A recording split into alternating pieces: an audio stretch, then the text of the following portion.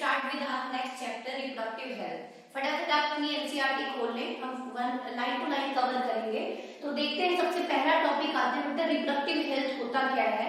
तो according to WHO world health organisation कहती है कि reproductive health is a total wellbeing in all aspect of reproductive system, that is physical, emotional, social and behavioural. Suppose कोई person reproductively physically healthy है, reproduction लेकिन वो behaviour उसका अच्छा नहीं है, तो हम उसको रिप्रोडक्टिव हेल्दी पर्सन नहीं कहेंगे। Now come over the most important point कि क्या रिप्रोडक्टिव हेल्थ प्रॉब्लम है कंट्री में और उसको खत्म करने के लिए, उसको शॉर्ट आउट करने के लिए कौन सी स्ट्रेटजी बनाई गई है। तो आपके इस चैप्टर में सबसे इंपॉर्टेंट प्रोग्राम लिखा हुआ है RCH प्रोग्राम। तो यदि मैं अपने इंडिया की बात करूं कि पॉपुलेशन एक्सप्लोजन मेन इशू है, तो उसको शॉर्ट आउट करने के लिए बहुत ही ग्रेट एक्शन प्लान चलाया गया। वर्ल्ड में अपनी कंट्री ने सबसे पहला ये एक्शन प्लान चलाया जिसको हम बोलते हैं family planning programme. In India it is the first in the world initiate action plan to attain reproductive health such as FPP in 1951। This is the important point. Family planning programme सबसे पहले world में कहां start हुआ था? India में। Year में पूछा जाता है 1951। Now come for the next topic RCH programme. बहुत ही इंपॉर्टेंट टॉपिक है कि जो RCH प्रोग्राम है reproductive and child health care programme, जिसके अंडर अपने इंडिया में जो मेडिकल फैसिलिटीज है, असिस्टेंस है, उसमें बहुत इंप्रूवमेंट हुई। रिमोट एंड रूरल एरिया में प्राइमरी हेल्थ केयर सेंटर बनाए गए ताकि मदर और बच्चे की मॉर्टेलिटी रेट, डेथ रेट को रोका जाए। क्लियर है यहाँ तक? तो देखते हैं फटाफट क्या मेन ऑब्जेक्टिव क्या थे, मेन टास्क क्या थे RCH प्रोग्राम को लाने के। जो सेंट्रल मिनिस्ट्री RCH प्रोग्राम लेके आई उसका मेन टास्क क्या था, मोटिव क्या था?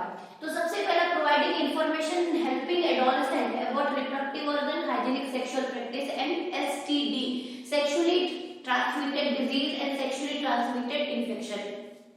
क्योंकि इनको लेके बहुत ओपन बात नहीं होती और एडोलेसेंट जो एज ग्रुप है उसके अंदर सेक्सुअल प्रैक्टिसेस को लेके बहुत ज्यादा मिथ एंड मिसकंसेप्शंस है, बहुत ज्यादा क्यूरियोसिटी है। तो उसको शॉर्ट आउट करने के लिए सेमिनार्स ऑर्गेनाइज किए जाते हैं।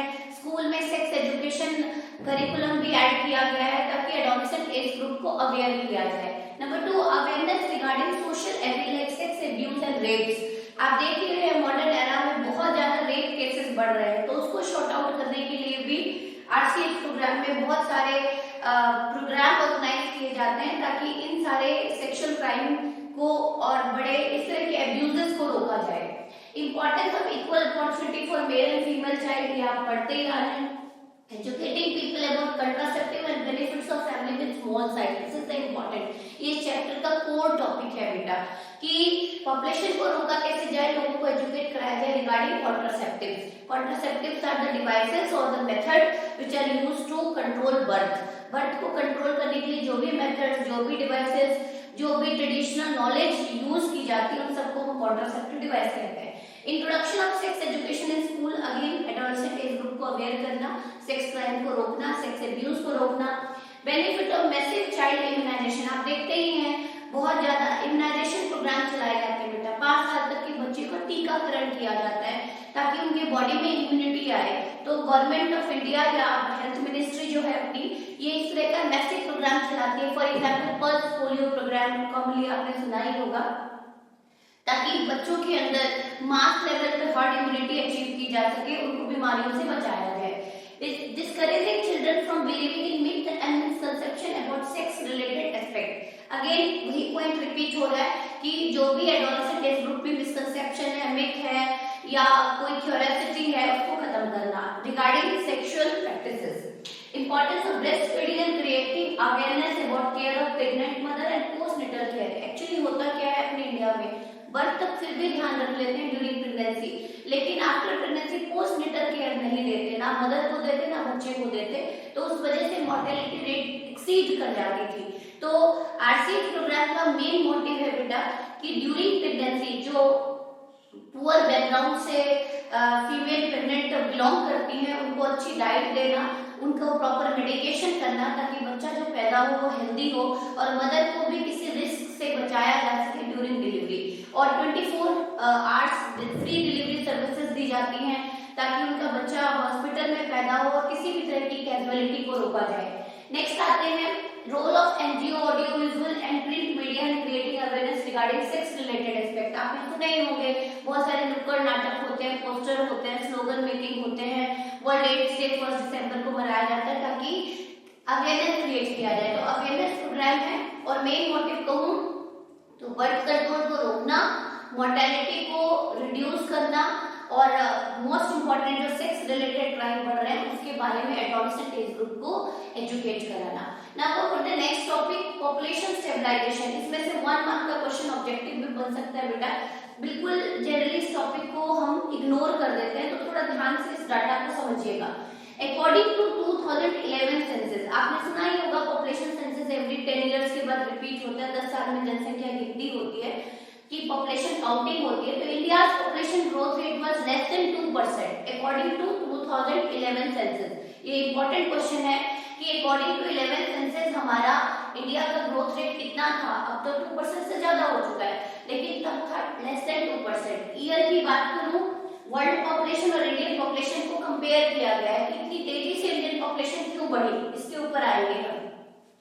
तो 1900 यदि आप पॉपुलेशन सेंसस की देखते हैं तो वर्ल्ड पॉपुलेशन 2 बिलियन थी बेटा, हमारा 350 मिलियन था। मिलियन है, बिलियन नहीं। 2000 सेंसस की बात करूं तो 6 बिलियन वर्ल्ड पॉपुलेशन थी, हमारी थी 1 बिलियन।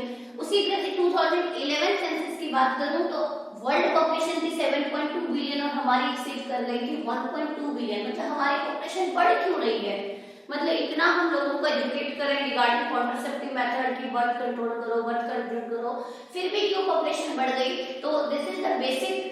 यदि हम यहाँ पे उठा के देखते हैं कि क्या कॉज हुआ होगा, तो reason for increase in population size in India, कि इंडिया का पॉपुलेशन साइज बढ़ने के पीछे बेसिक कॉज क्या समझ में आते हैं। Yet there is a great use of contraceptive method, फिर भी क्यों इतनी पॉपुलेशन बढ़ती जा रही है? तो देखिए, rapid decline in maternal mortality rate and infant mortality rate, माँ की मरने की और बच्चे की मरने की जो रेट है, डेथ रेट है, उसको हमने रिड्यूस कर दिया बाय प्रोवाइडिंग मेडिकल फैसिलिटीज और assistant during delivery, during pregnancy, किसी भी तरह की कैजुअलिटी को रोक दिया। Second, increase in number of people in reproductive age, क्योंकि यंग पॉपुलेशन है, रिप्रोडक्टिव एज ग्रुप बहुत ज्यादा है अपने इंडिया का, उस वजह से भी पॉपुलेशन तेजी से एक्सपेंडिंग कंडीशन में है, एक्सपेंडिंग ग्रोथ कर्व बनता है हमारा। Increase in health care facility, this is the basic cause.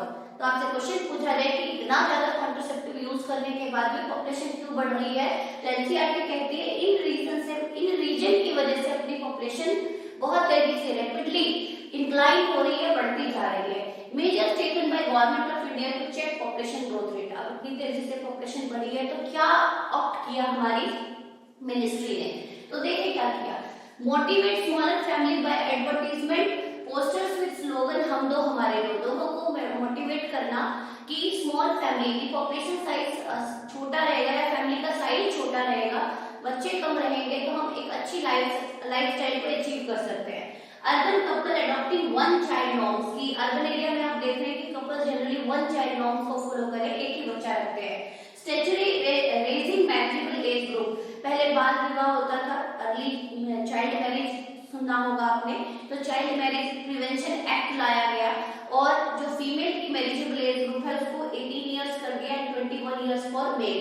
हालांकि इसमें भी बहुत सारे चेंजेस किए गए हैं, लेकिन एनसीईआरटी डाटा के अकॉर्डिंग फीमेल की एज 18 है, मेल की एज 21 है।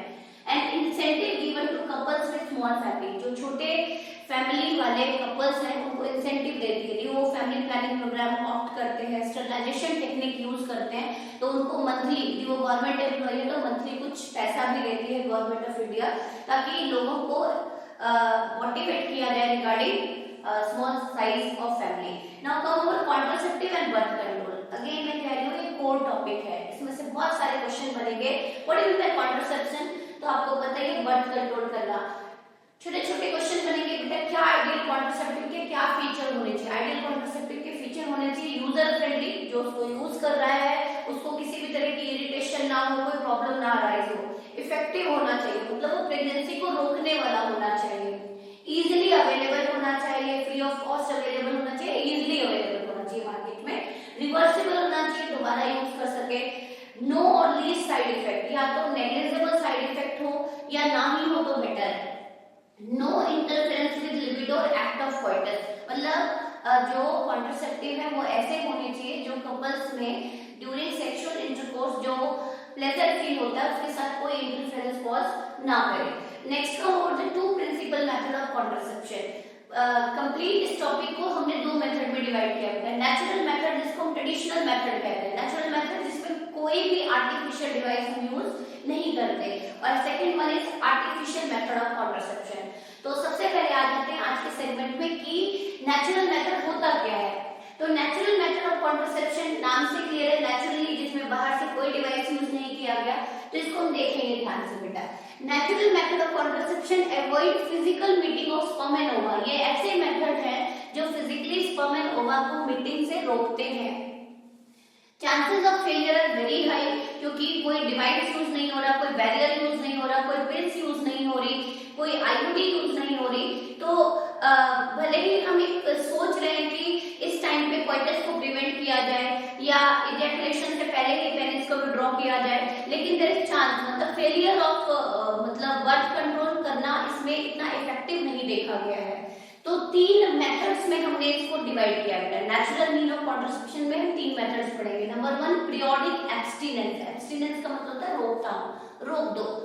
आप लोगों ने मेंस्ट्रुअल साइकिल को डिटेल में समझा है, आपने पढ़ा है कि मिड ऑफ मेंस्ट्रुअल साइकिल में ओवा रिलीज होती है, दैट इज 14th डे।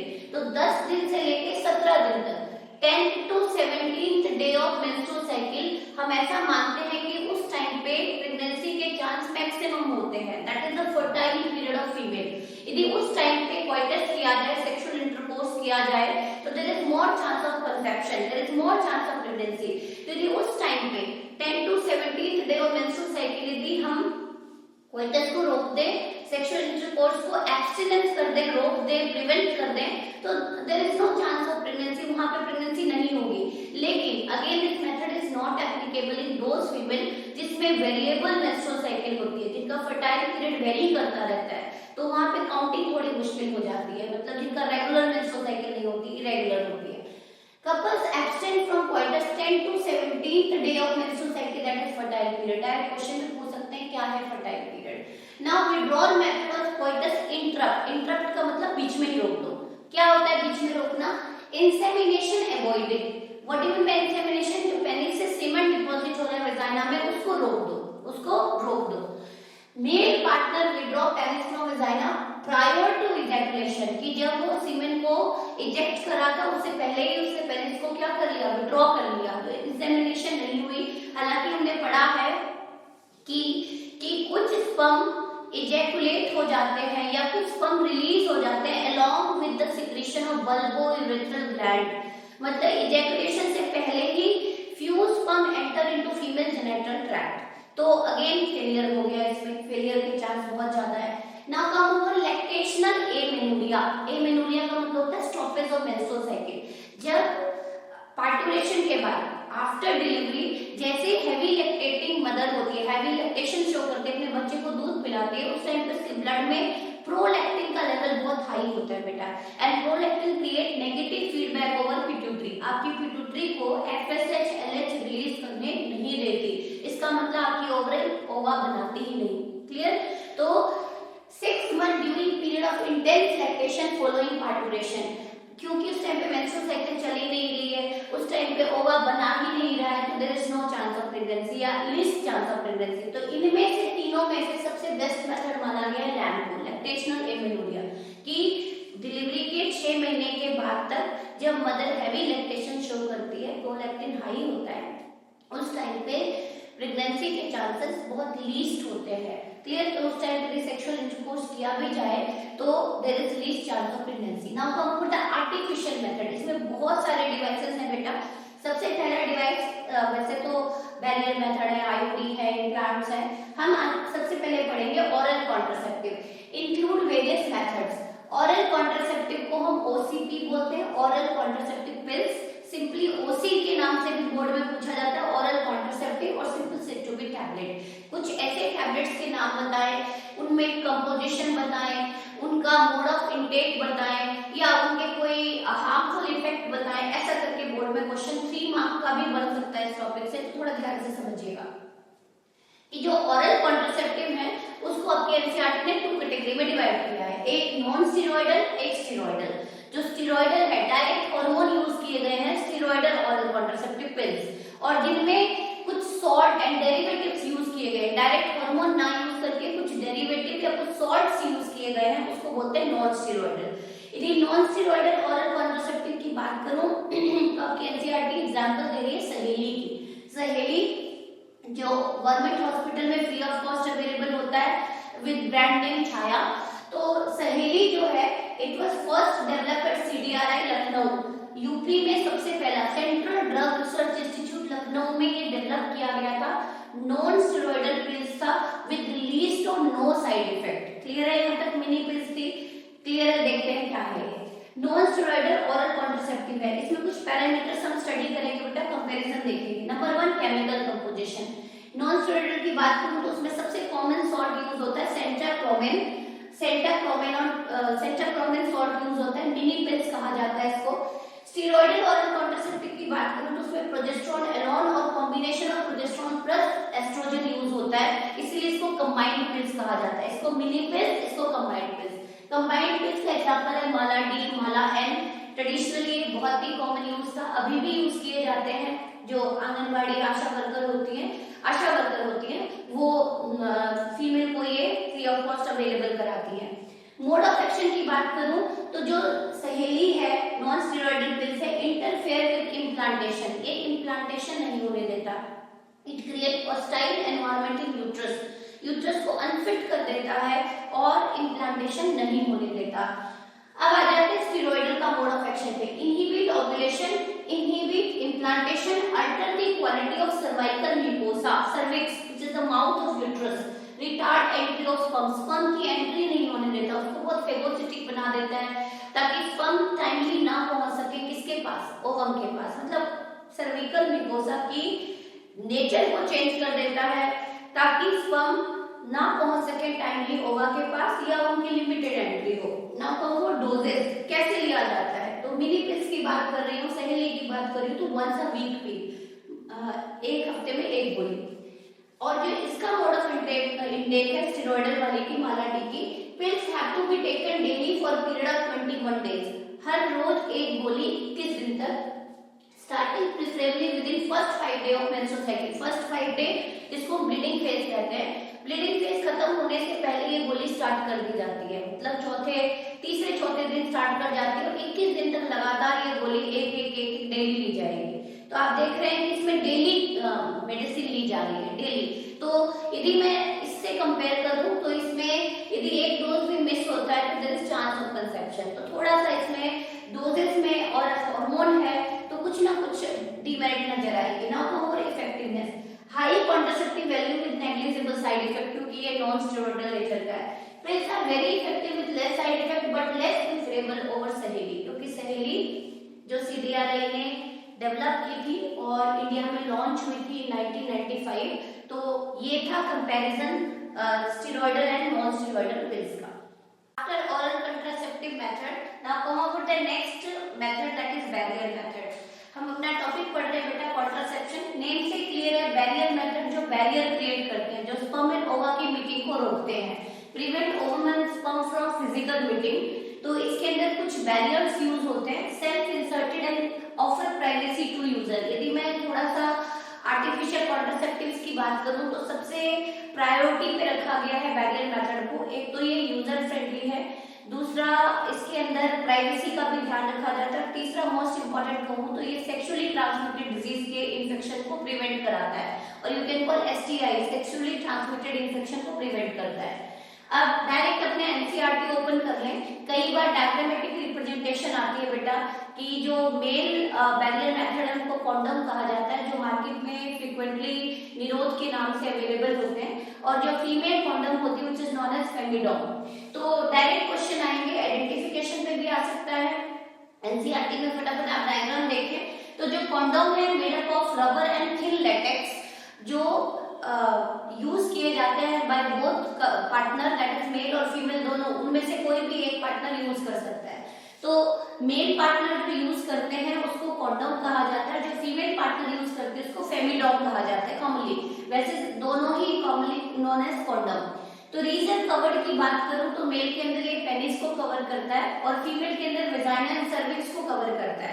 तो जो भी इजैकुलेशन में स्पर्म रिलीज हुए हैं वेजाइना में, वो फर्टिलाइजेशन साइट तक नहीं पहुंच पाते, means they create barrier. Provide protection from sexually transmitted disease, तो दोनों ही सेक्सुअली ट्रांसमिटेड डिजीज और एसटीआई सेक्सुअली ट्रांसमिटेड इन्फेक्शन से बचाते हैं। यदि मैं मेल के केस में कहूं तो कॉन्डोम निरोध के नाम से अवेलेबल है, फीमेल में फेमिडोम के नाम से अवेलेबल है। अदर बैरियर मेथड्स में भी आपके एनसीईआरटी में कुछ डायग्राम है, diaphragm, cervical caps and walls.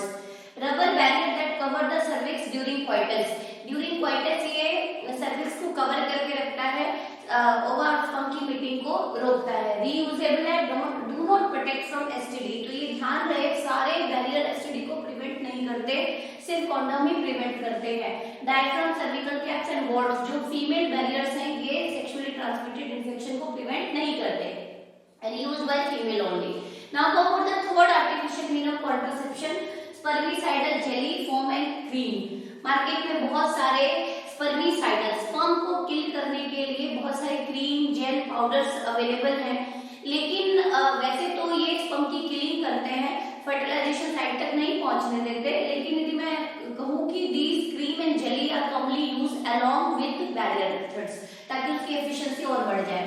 Kill the sperm by creating acidic pH in vagina, acidic pH पे स्पर्म किल हो जाते हैं, we already discussed in our chapter human reproduction.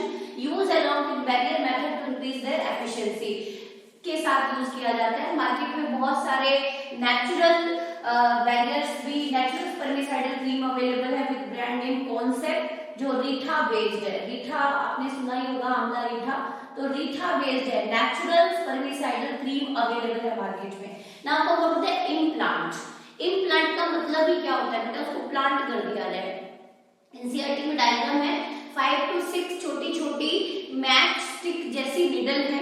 In match stick जैसी needle में hormones भरे हुए हैं और इसको माइनर सर्जरी करके near elbow joint that is कोहनी के नीचे अपर आर्म्स में इम्प्लांट किया जाता है, जस्ट बीनीथ द स्किन को कट लगा के ये मैच स्टिक जैसे इम्प्लांट फीमेल की बॉडी में इंजेक्ट कर देते हैं, जो धीरे धीरे बॉडी में हॉर्मोन्स को रिलीज करती है और कंसेप्शन को रोकती है। तो जो इम्प्लांट है, क्योंकि स्किन के नीचे इम्प्लांट किए जा रहे हैं, it is also known as cutaneous implant. Confuse मत होना, क्यूटेनियस इम्प्लांट भी कहा जाता है। Effective period are much longer, बहुत लंबे टाइम तक इफेक्टिव रहता है, 4 to 5 years तक, और कोई इसके अंदर रिस्क भी नहीं है। जैसे आपने देखा ऑरल कॉन्ट्रासेप्टिव में यदि सिंगल डोज भी मिस होती है तो रिस्क हो जाता है कंसेप्शन का। तो इम्प्लांट एक बेटर ऑप्शन है, लेकिन इसके अंदर माइनर सर्जरी रिक्वायर्ड होती है, ट्रेन प्रोफेशनल रिक्वायर्ड होते हैं। कंपोजिशन की बात करूं तो ये जो मैस्टिक निडल शेप स्ट्रक्चर है, कंटेनिंग प्रोजेस्टेरॉन एलोन और combination of progestogen and oestrogen, combination हो सकती है या सिंगली प्रोजेस्टेरॉन हो सकता है। आपको पता ही है प्रोजेस्टेरॉन जो मतलब हार्मोन है, डायरेक्ट हार्मोन यूज होते हैं और स्लोली बहुत माइनर अमाउंट में हार्मोन्स को क्या करता है, रिलीज करता है। मोड ऑफ एक्शन की बात करूं तो इनहिबिट ओव्यूलेशन को प्रिवेंट कराता है, क्योंकि आपको पता ही है यदि प्रोजेस्टेरॉन हाई होगा तो it create negative feedback over pituitary, FSH LH का लेवल घटेगा, तो ये इनहिबिट कराती है ओव्यूलेशन को भी और इम्प्लांटेशन को भी प्रिवेंट कराती है। Alter the quality of cervical mucosa to retard the entry of sperm, और जो cervical mucosa है, जो यूट्रस के माउथ की म्यूकोसल लाइनिंग है, वो भी अल्टर हो जाती है, चेंज हो जाती है, स्पर्म की एंट्री को प्रिवेंट करती है।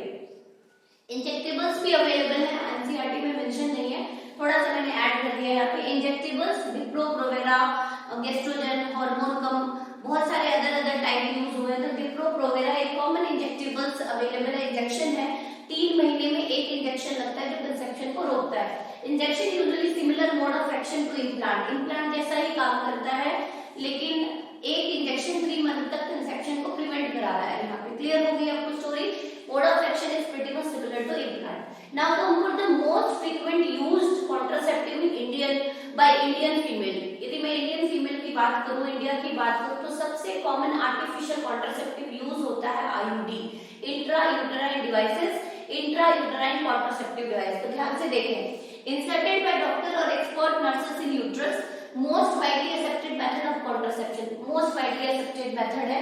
दो तरह के आईयूडी होते हैं, एक होती है नॉन मेडिकेटेड, एक होती है मेडिकेटेड। जो भी आईयूडी कुछ भी रिलीज नहीं करती, ना हार्मोन रिलीज करती, ना ही कोई मेटल आयन रिलीज करती, प्लास्टिक की छोटी छोटी लूप्स होती हैं जिनको यूट्रस की लाइनिंग में, इनर मोस्ट लाइनिंग एंडोमेट्रियम को में इम्प्लांट कर दिया जाता है, लिप्स लूप। और अगेन ये इम्प्लांटेशन को क्या करती है, प्रिवेंट करती है, सर्वाइकल म्यूकोसा की फेगोसिटिक एक्टिविटी को बढ़ाती है, तो इस तरह से कंसेप्शन को प्रिवेंट करती है।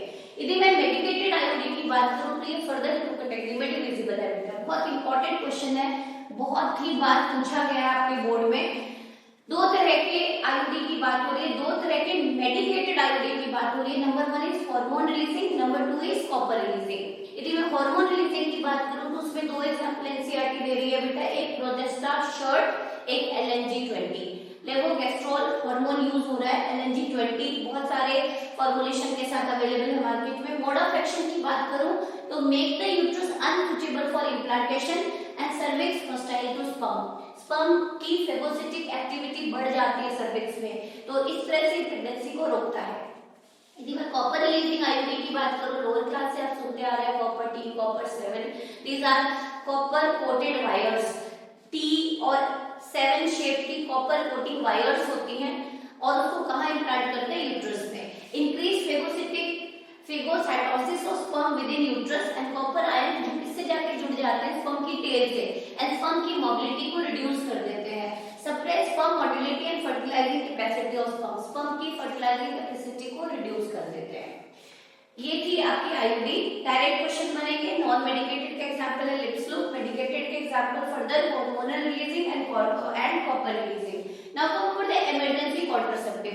अब इनमें से कोई भी कॉन्ट्रासेप्टिव फेल हो जाता है, एनी हाउ फेल हो जाता है, या ड्यूरिंग सेक्सुअल इंटरकोर्स कोई भी कॉन्ट्रासेप्टिव यूज नहीं किया और there is chance of conception, तो उसको प्रिवेंट करने के लिए कुछ इमरजेंसी मेडिसिन अवेलेबल हैं जो within 72 hours of coitus लेनी होती है, जो प्रेगनेंसी को रोकती है। It is again oral pills, लेकिन इसके अंदर हाई अमाउंट में high doses of hormone use होते हैं। तो एक तो क्वेश्चन बनता है बेटा, क्या हम आई पिल को, अनवांटेड 72 को, इमरजेंसी पिल को as a mean of contraceptive use करेंगे? Never, because it contain high amount of hormone doses.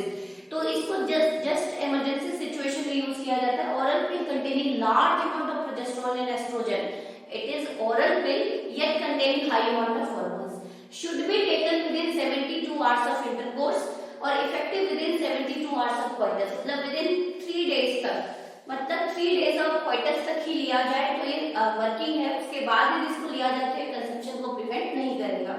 Used to prevent conception resulting from rape और अनप्रोटेक्टेड इंटरकोर्स।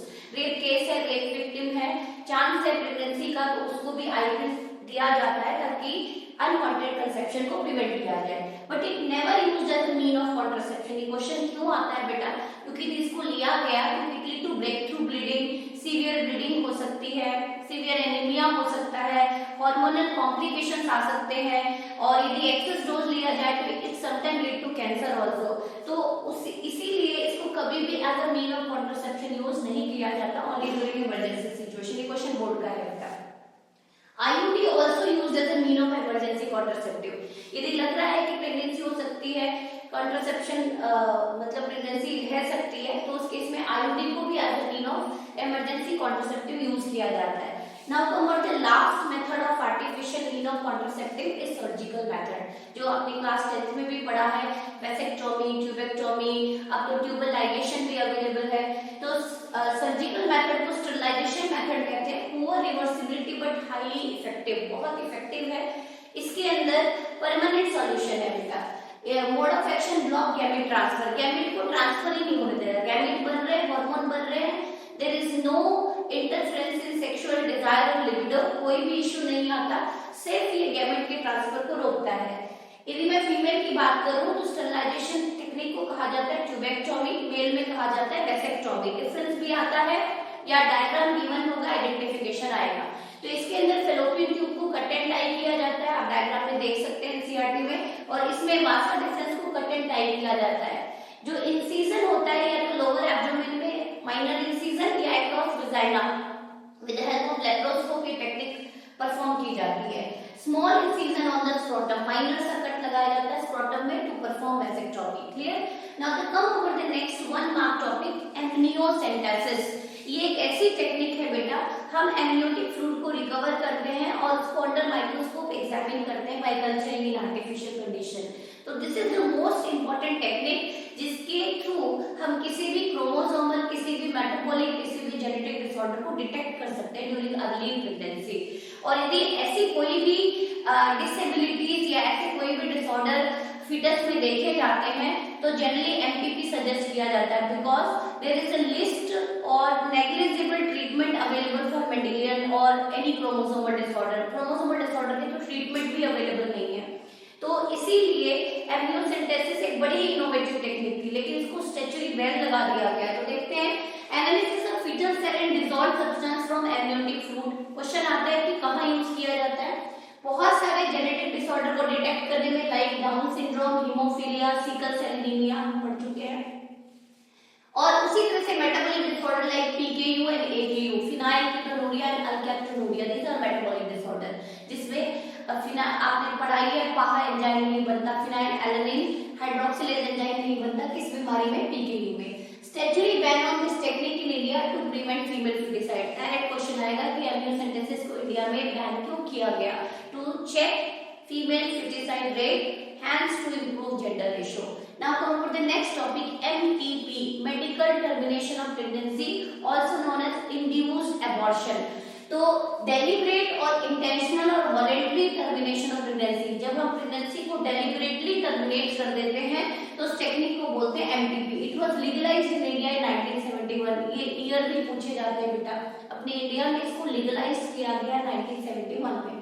2-3 क्वेश्चन पूछा जाता है कि एक तो एमटीपी सजेस्ट कब की जाती है, और दूसरा क्वेश्चन जो सबसे फ्रीक्वेंट आजकल पीवाईक्यू भी है नेट का, कि एमटीपी कब तक सेफ है और कितने मेडिकल प्रैक्टिशनर चाहिए उसको परफॉर्म कराने के लिए। तो देखते हैं जल्दी से, when can MTP be performed, किस केस में एमटीपी परफॉर्म की जाएगी? Number 1, unwanted pregnancy arise due to rape, failure of contraceptive, casual unprotected intercourse. सीधी ऐसी अनवांटेड प्रेगनेंसी अराइज हो गई है, कोई सेक्सुअल क्राइम हुआ है या कोई कॉन्ट्रासेप्टिव फेल हो गया तो उस केस में। Number 2, if continuation of pregnancy could harm the fetus or the mother or fetal for both, यदि दोनों के लिए वो प्रेगनेंसी लाइफ थ्रेटनिंग हो, मदर के लिए भी और बच्चे के लिए भी, तो उस केस में भी मेडिकल प्रैक्टिशनर और प्रोफेशनल्स एमटीपी सजेस्ट करते हैं या परफॉर्म करते हैं। नंबर 3, ये क्लियर हो गया आपको बेटा। नाउ मोस्ट इंपॉर्टेंट क्वेश्चन कि किस केस में MTP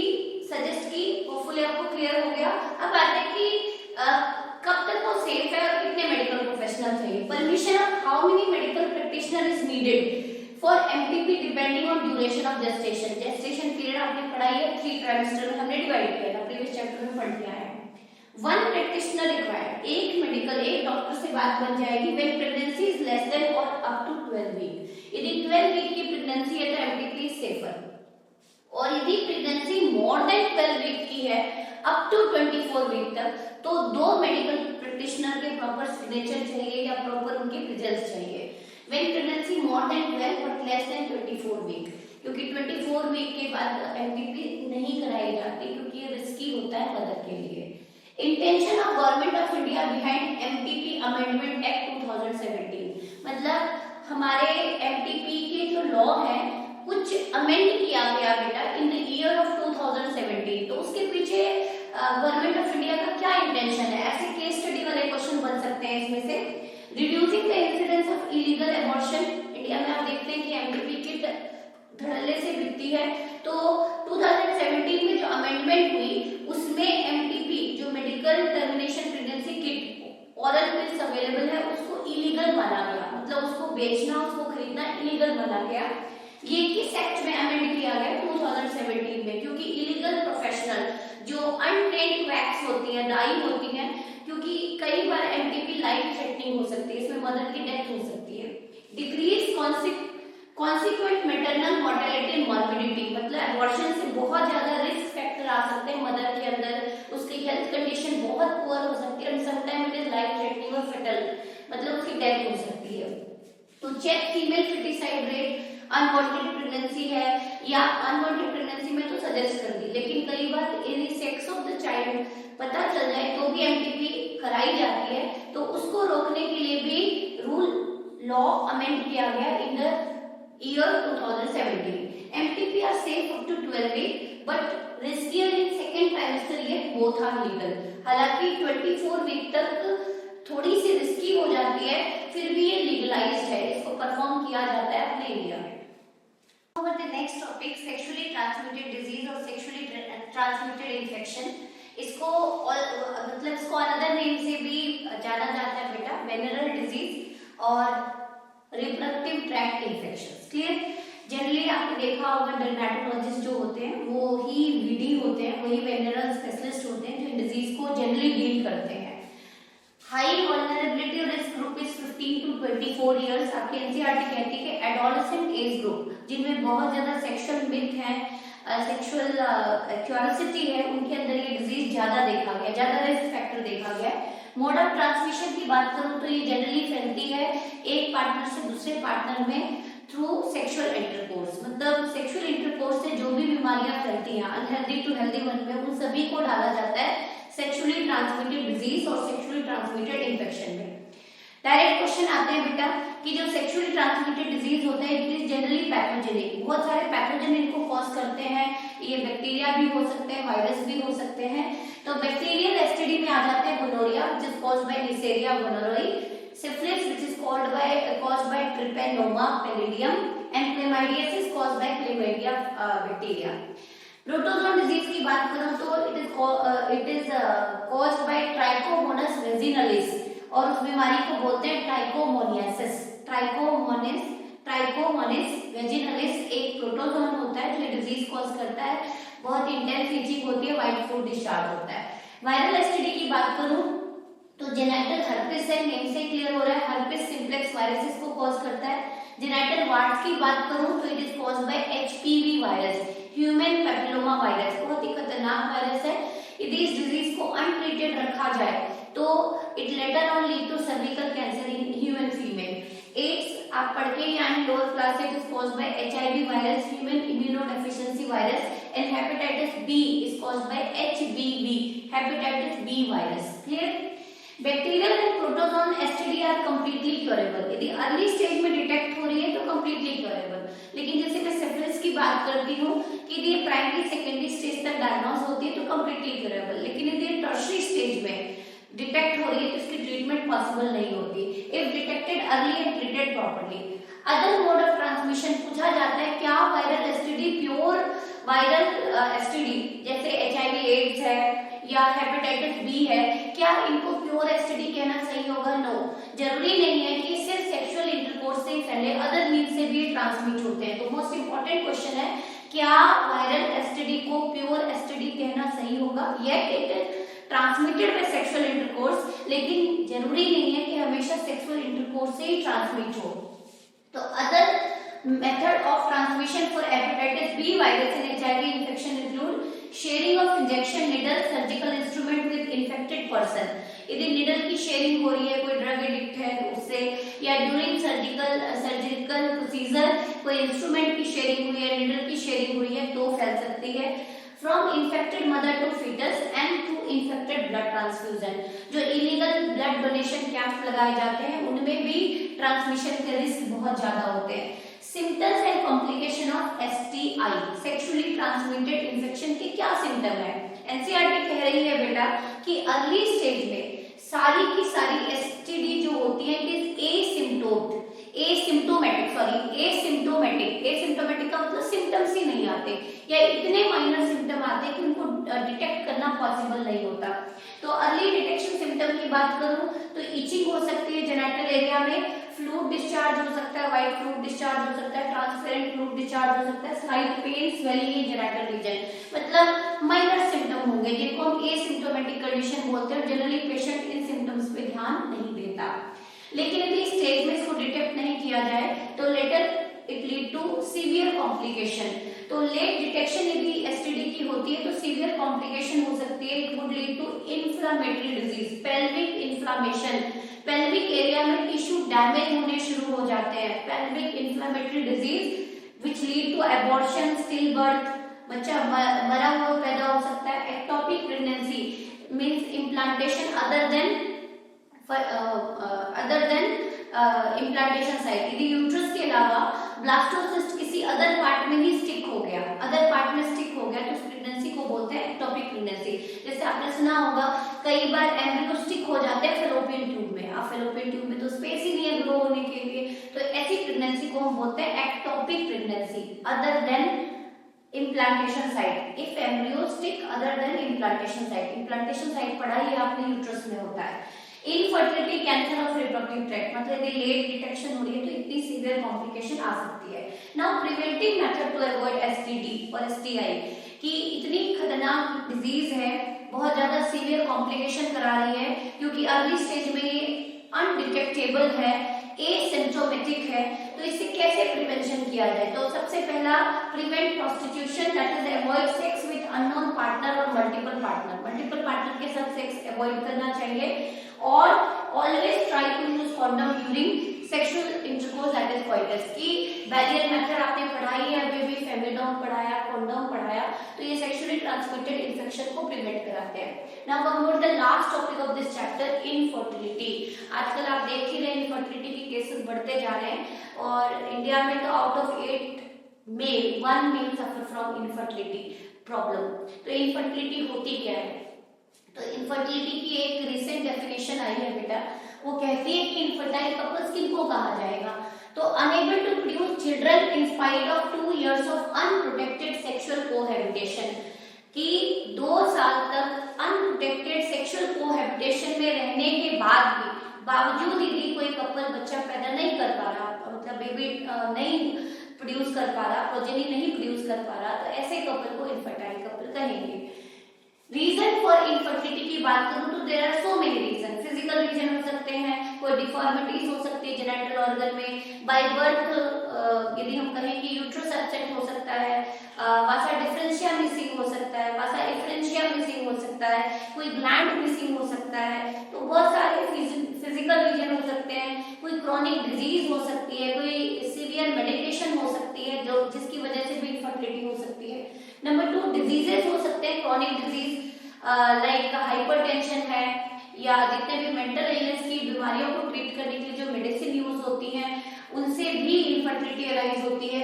congenital reason, by birth uterus का एब्सेंट होना, बाय बर्थ ही कोई इश्यू आ सकता है, या आपने पढ़ा था क्रिप्टो ऑर्किडिज्म, हिडन टेस्टिस, कि टेस्टिस कई बार डिसेंट ही नहीं करते स्क्रोटम में, तो ऐसे मेल एंजियोस्पर्मिक हो गए, नील स्पर्म काउंट होगा उनके सीमेन में, तो ये भी कंजेनाइटल हो सकता है, बाय बर्थ इश्यू आ सकता है। इम्यूनोलॉजिकल इश्यू, इसमें क्या होता है बेटा कि कई बार हमारे बॉडी का इम्यून सिस्टम ही गैमेट के अगेंस्ट एंटीबॉडी बनाना शुरू कर देता है। For example anti sperm antibody, ASA बोलते हैं इसको। कई बार फीमेल का cervical mucosa start producing anti sperm antibody, sperm के अगेंस्ट एंटीबॉडी बनाना शुरू कर देता है। तो यदि मेल पार्टनर इंसेमिनेट करता है, इजैकुलेट करता है फीमेल को फीमेल जेनिटल ट्रैक्ट में, तो उसकी सर्वाइकल म्यूकोसा सारे स्पर्म की किलिंग कर देती है। तो इम्यूनोलॉजिकल कॉज में आपने क्या समझा? Sometime our immune system start targeting our own gametes, हमारे गैमेट्स के अगेंस्ट ही एंटीबॉडी बननी शुरू हो जाती है। एंड साइकोलॉजिकल कॉज आपको पता ही है, आज के टाइम पे बहुत मेंटल इश्यूज आ रहे हैं, स्ट्रेस है, एंजाइटी है, डिप्रेशन है, ये सारे भी इनफर्टिलिटी को लीड कर सकते हैं। स्टेगनेंट लाइफस्टाइल है, बहुत लंबे टाइम तक एक ही मोड में बैठे रहने से भी इनफर्टिलिटी इश्यूज आ सकते हैं। अब बात आती है कि infertility as a problem could be with either the male और फीमेल पार्टनर, मतलब जनरली अब तक ऐसा माना जाता था, या जनरली इन इंडिया फीमेल को ऑफन ब्लेम किया जाता है इनफर्टिलिटी के लिए, बांझपन के लिए, लेकिन अब देखा गया है कि मेल इनफर्टिलिटी के केसेस ज्यादा राइज हो रहे हैं as compare to female infertility cases. यहाँ कहें कि both male and female partner equally responsible for infertility. तो जनरली जो इनफर्टिलिटी स्पेशलिस्ट होते हैं वो सिर्फ फीमेल को ही नहीं डायग्नोज कराते, कॉज ढूंढते, बल्कि मेल पार्टनर इक्वली रिस्पॉन्सिबल है। एजोस्पर्मिया, ओलिगोस्पर्मिया है, इम्पोटेंसी है, बहुत सारे प्रोस्टेटिक हाइपरट्रॉफी है, प्रोस्टेटिक कैंसर है, ये सब बहुत सारे कॉज हैं जो मेल के अंदर इनफर्टिलिटी, बहुत एक्सेसिव अल्कोहल ड्रग इंटेक है, ये सारे इनफर्टिलिटी को लीड कराते हैं। अब आ जाते हैं अपने डायरेक्ट क्वेश्चन आर्ट पे। आर्ट क्या होती है बेटा? ये वो टेक्नोलॉजीज होती हैं जो इनफर्टिलिटी स्पेशलिस्ट सजेस्ट करते हैं इनफर्टाइल कपल को to transform them into fertile one. Clear? तो assisted reproductive technique full form भी पूछी जाती है, एक्सपेंड आर्ट। तो these are assisted reproductive technology. Clear? इसमें हम बिल्कुल ब्रीफ में फटाफट कवर करेंगे। दो तरह की फर्टिलाइजेशन हो सकती है, in vitro, in vivo. In vitro का मतलब outside the female body, in vivo का मतलब inside the female body. Clear है? यहाँ तक कुछ पैरामीटर्स देखेंगे बेटा। यदि मैं इन विट्रो फर्टिलाइजेशन की बात करूं, जिसको आप टेस्ट ट्यूब बेबी प्रोग्राम भी बोलते हैं, बहुत सारे टेस्ट ट्यूब बेबी सेंटर है कि टेस्ट ट्यूब बेबी का मतलब क्या है, गैमेट को स्पर्म एंड ओवा को फ्यूज कराया जाता है इन external condition by providing all stipulated condition, सारी ऑप्टिमल कंडीशंस देके। साइट ऑफ फर्टिलाइजेशन की बात करें तो outside the body stipulated condition in laboratory, मतलब एम्ब्रियो आर्टिफिशियल कंडीशंस में बनाए जा रहे हैं with different blastomere stage. 8 to 16 भी हो सकता है, 16 to 32 सेल स्टेज होता है। एम्ब्रियो की फ्रीजिंग भी कर देते हैं फॉर फ्यूचर यूज, जिसको हम क्रायोप्रिजर्वेशन टेक्निक भी बोलते हैं। इन विवो फर्टिलाइजेशन की बात करूं तो फर्टिलाइजेशन कहाँ हो रही है बेटा, फीमेल की बॉडी के अंदर। अब कहेंगे कि ऐसा क्या है इसमें, तो देखते हैं। कैन फीमेल प्रोड्यूस ओवा? यस। इन विट्रो फर्टिलाइजेशन में जेनेटिकली मदर फादर के ही गैमेट यूज होते हैं जनरली, और इन विवो फर्टिलाइजेशन में फर्टिलाइजेशन इनसाइड द बॉडी हो रही है। गैमेट कहां से लिए जा रहे हैं, डोनर से। जैसे आपने सुना होगा गिफ्ट, गैमेट इंट्राफेलोपियन ट्रांसफर, किसी भी फीमेल से ओवा को रिसीव किया जाता है और जो रेसिपिएंट है उसकी बॉडी में डोनेट किया जाता है। मतलब किसी भी डोनर से ओवा को लिया जाएगा, एग को लिया जाएगा, हेल्दी एग को लिया जाएगा, और जो कंसीव करना चाहती है, जिस फीमेल पार्टनर में इनफर्टिलिटी है, उसके फेलोपियन ट्यूब में वो ओवा डाला जाएगा। क्लियर? और फर्टिलाइजेशन कहाँ कराई जाएगी, inside the female partner by using the sperm of male partner. Clear? Embryo transfer की बात करूं तो डेफिनेटली यस, क्योंकि फर्टिलाइजेशन आउटसाइड द बॉडी हुई है, एम्ब्रियो आर्टिफिशियल कंडीशन में प्रिपेयर कराए गए हैं स्टिपुलेटेड कंडीशन में, और अब एम्ब्रियो को ट्रांसफर करना है अलग अलग सेल स्टेज में। क्लियर? इसके अंदर फर्टिलाइजेशन इनसाइड द बॉडी हुई तो there is no need of ET, there is no need of embryo transfer. Example of technique की बात करूं तो इन विट्रो में टेक्निक आती है जिप, जाइगोट इंट्राफेलोपियन ट्रांसफर। यहाँ पे जाइगोट को एम्ब्रियो को ट्रांसफर किया जाता है फेलोपियन ट्यूब में। IUT intra uterine transfer, uterus में ट्रांसफर कराया जाता है यदि वो 16 सेल स्टेज से ज्यादा है। इक्सी की बात करूं, इंट्रा साइटोप्लाज्मिक स्पर्म इंजेक्शन, यहाँ पे भी फर्टिलाइजेशन कहाँ हो रही है, आउटसाइड द फीमेल बॉडी। तो दीज आर द 8 जो किस कैटेगरी से बिलोंग करते हैं, इन विट्रो फर्टिलाइजेशन। अब इन विवो की बात करूं तो इसमें गिफ्ट आ जाते हैं बेटा, गैमेट इंट्राफेलोपियन ट्रांसफर, जहां किसी भी हेल्दी डोनर से एग को लिया जाता है। एआई अपने इंडिया में प्रिवेलेंट नहीं है, क्योंकि यहाँ पे ट्रेड किसके आएंगे, डोनर मदर के आएंगे। एआई आर्टिफिशियल इंसेमिनेशन, यहाँ पे मेल पार्टनर के स्पर्म को लेके फीमेल के जेनिटल ट्रैक्ट में छोड़ा जाता है। आईयूआई इंट्रा यूटेराइन इंसेमिनेशन, यदि उसके सर्विक्स में ही एंटी स्पर्म एंटीबॉडी बन रहे हैं तो उस स्पर्म को डायरेक्टली कहां पे छोड़ दिया जाएगा, यूट्रस में, मतलब वजाइना में ही डिपॉजिट कराया जाएगा, विद इन यूट्रस डिपॉजिट कराया जाएगा ताकि हॉस्टाइल कंडीशन को स्किप कर जाए।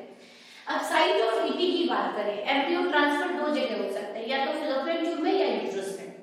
यदि हम फेलोपियन ट्यूब में एम्ब्रियो को ट्रांसफर कर रहे हैं तो उस टेक्निक को बोलते हैं जिफ्ट, और यदि हम यूट्रस में एम्ब्रियो को ट्रांसफर कर रहे हैं तो उस टेक्निक को बोलते हैं आईयूटी, इंट्रा यूटेराइन ट्रांसफर।